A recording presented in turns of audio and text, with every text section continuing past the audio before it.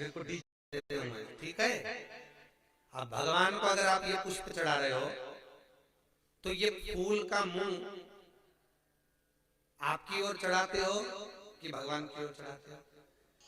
सत्य बोलना। देखो हमारे सामने झूठ मत बोलियो, नहीं तो अभी तो कह दो तुम कि ये फूल का मुंह हम भगवान के साइड रख देते हैं और घर पे जब भी चढ़ाती होगी तो भगवान अगर ऐसे बैठे तो फूल उनके सामने रखती होगी।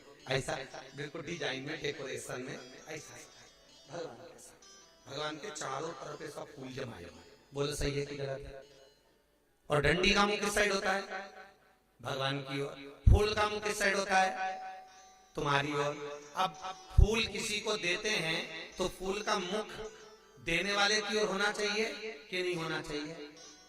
पर अभी तक आप जितनी बार भी भगवान को पुष्प समर्पित करी हो, जितनी बार भी तुमने फूल दिया, तो सारा फूल तुमने अपने आप को दिया। भगवान को तो डंडी पकड़ा गया।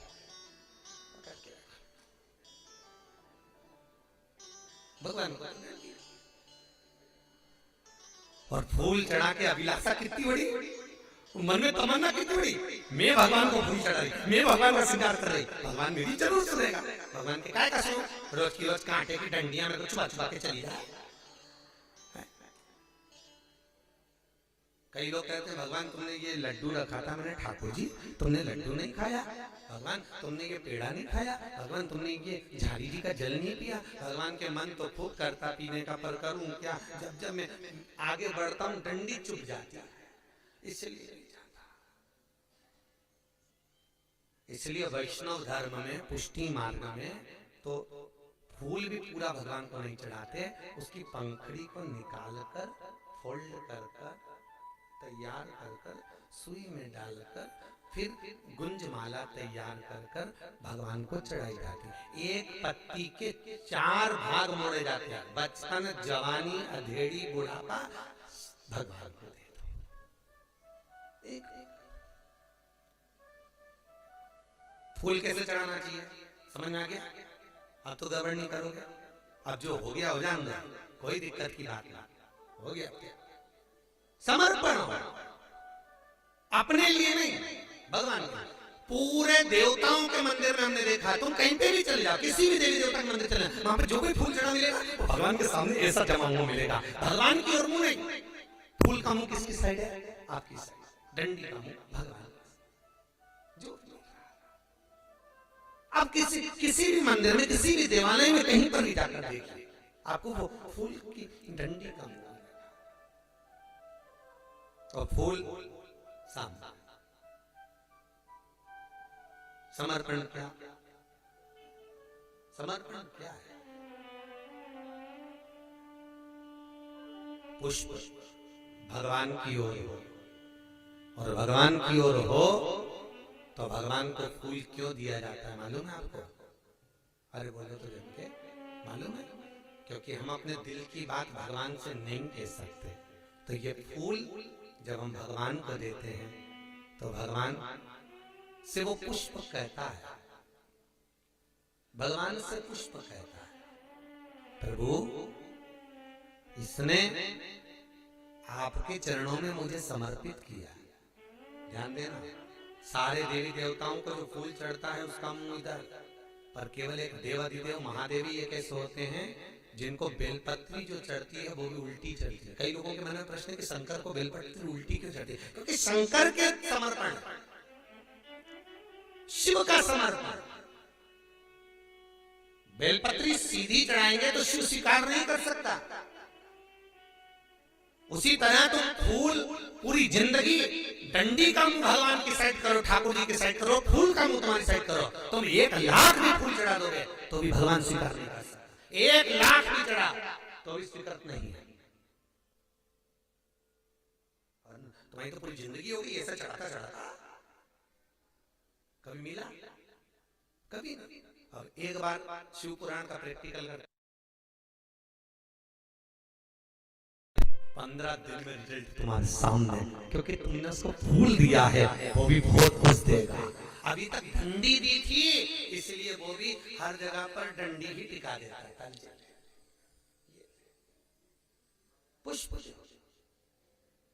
पुष्प कहता है भगवान से भोलेनाथ से, पुष्प करे नारायण से, पुष्प करे ठाकुर जी से। फूल अपने अपने मन की बात शंकर से नहीं कह सकते, तो फूल कहता है प्रभु जैसा मैं कोमल हूँ, चढ़ाने वाले को इतना कोमल बनाकर रखना। प्रभु जैसे मुझ में सुगंध है, चढ़ाने वाले को इतना सुगंधित बनाकर रखना। उसकी जगत में इतनी सुगंध रखना कि जितने बदबू वाले हैं वो भी भग जाए और ये सुगंध और फैल जाए।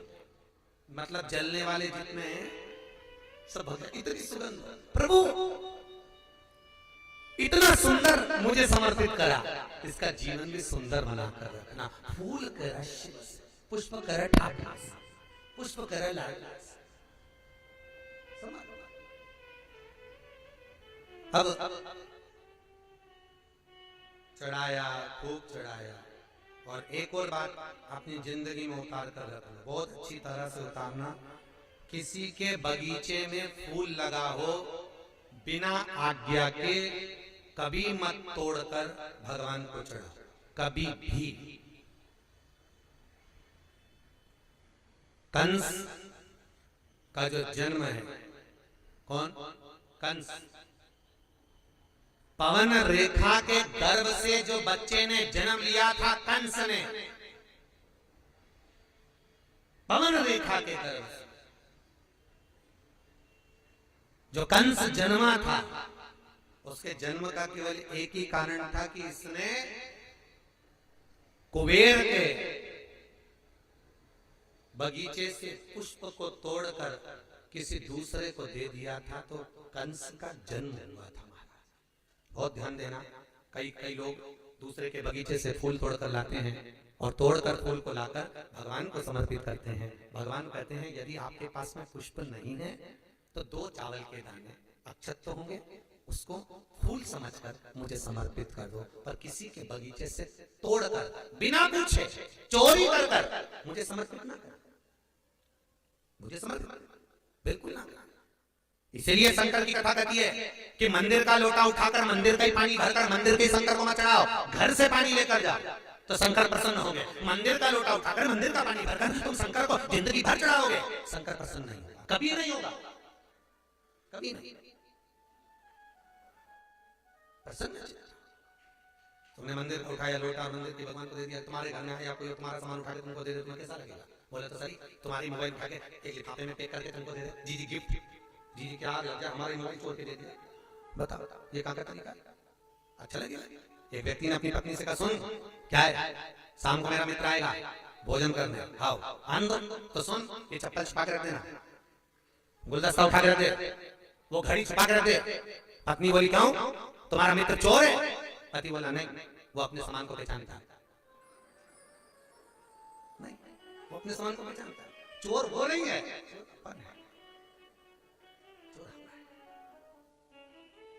बस तो हम तो समर्पण जो दे रहे हो भगवान को, तो उसको देखकर उपास मत करना। उसने 16 सोमवार करे तो तुम सोचो मैं भी कर लूं। उससे पूछा तूने काय के करे, तो क्या मैंने तो मिस्त्री के करे। अब इसने भी मिस्त्री के कर लिए, 14 दिन तक हॉस्पिटल में पड़ी, ब्लड प्रेशर ऊंचा नीचा हो गया। भगवान शंकर बोले काय को कर लिए, मेरे उपास करने की भी जरूरत नहीं, मेरे ऊपर एक लोटा पानी चढ़ा देती प्रसन्न हो जाता।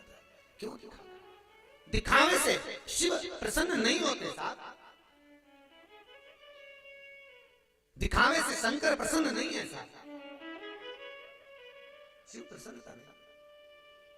शंकर को प्रेम, शंकर को वात्सल्यता, शंकर को करुणा, शंकर को स्नेह, दिखावा नहीं।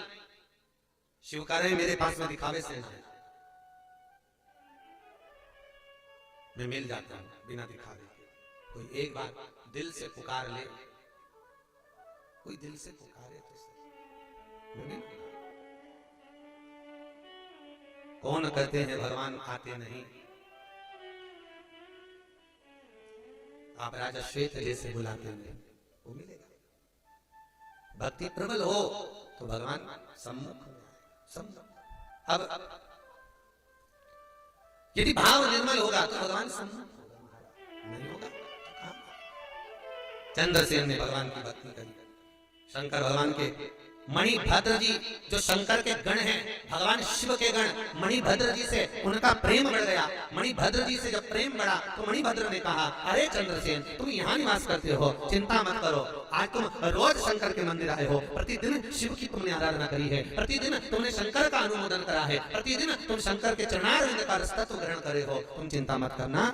मणिभद्र जी बोल रहे हैं, अब तुम शंकर के हो गए हो, मुझे बड़ा अच्छा लगा जो आप यहाँ पर विराजमान हुए, बहुत अच्छा,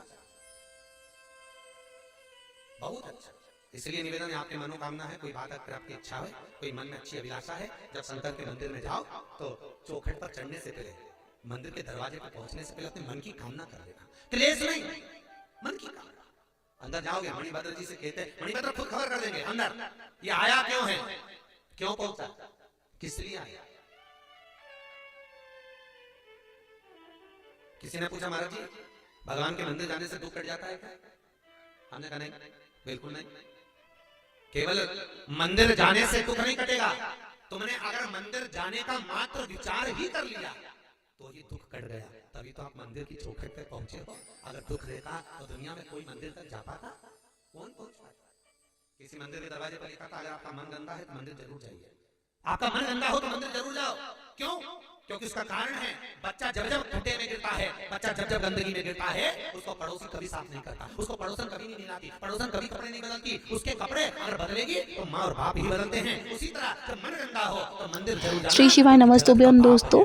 नियमित जो पूजा होती है हमारी सुबह और शाम की, वो अगर आप प्रतिदिन करते हैं तो आपकी ज़िंदगी में खुद बदलाव आने लगेंगे। आपको 3 महीने 4 महीने इंतज़ार करने की ज़रूरत नहीं है। आपको खुद ये अनुभूति होगी कि भगवान भोलेनाथ ने आपका हाथ जो है स्वयं पकड़ा हुआ है। ये आप करके देखिएगा। और पंडित प्रदीप मिश्रा जी के जितने भी उपाय हैं वो सब वर्क करते हैं। ये हम लोग अपने निजी ज़िंदगी में जब हम प्रैक्टिकल करते हैं, और अगर ऐसा होता है तो ही हम आपके साथ ये बात शेयर करते हैं, ताकि आप भी अपनी ज़िंदगी में जो भी समस्या आ रही है, आप लगातार जूझ रहे हैं इन समस्याओं से, तो आपको भी उसका निदान मिल जाए। पर इसका ये मतलब नहीं है कि आप कर्म ना करें। कर्म तो आपको खुद को करने होंगे, भगवान बस आपको सही रास्ता दिखाएंगे। जैसे आप अपने बच्चों के लिए करते हैं, आप उन्हें पढ़ने के लिए डांटते हैं, बिठाते हैं पढ़ने के लिए, आप उनको सही गलत बताते हैं, वैसे ही भगवान होते हैं। जब आप उनकी सुबह शाम अच्छे मन से, शुद्ध मन से पूजा करते हैं, तो वो आपका ना कभी गलत होने देते हैं और ना ही आपको किसी के साथ गलत करने देते हैं। इसलिए हमें नियमित पूजा बहुत ज़रूरी है कि हम नियमित रूप से पूजा करें। गलती नहीं होना या होना, वो तो पूजा में जब आप सही जानकारी लेंगे, सही गुरु बनाएंगे, तो आपको धीरे धीरे इन सब चीज़ों की जानकारी होने लगती है। क्योंकि हम भी नादान हैं, और हम जब अपने भगवान की शरण में आते हैं, अपने इष्ट की शरण में आते हैं, और सही गुरु पाकर अगर हम जानकारी लेते हैं, तो हमारी जो गलतियाँ हैं ना, वो धीरे धीरे बदलने लगती हैं। तो आई होप आपके लिए ये वीडियो बहुत यूज़फुल होगी। वीडियो पसंद आए तो चैनल को ज़रूर सब्सक्राइब कर लीजिएगा। साथ ही वीडियो को लाइक और शेयर करना ना भूलें, ताकि और भी लोगों को इसकी मदद हो जाए। आप सभी की मनोकामनाएं पूरी हों, इसी विश्वास के साथ, इसी उम्मीद के साथ मिलते हैं नेक्स्ट वीडियो में। तब तक के लिए ओम नमः शिवाय, जय माता दी।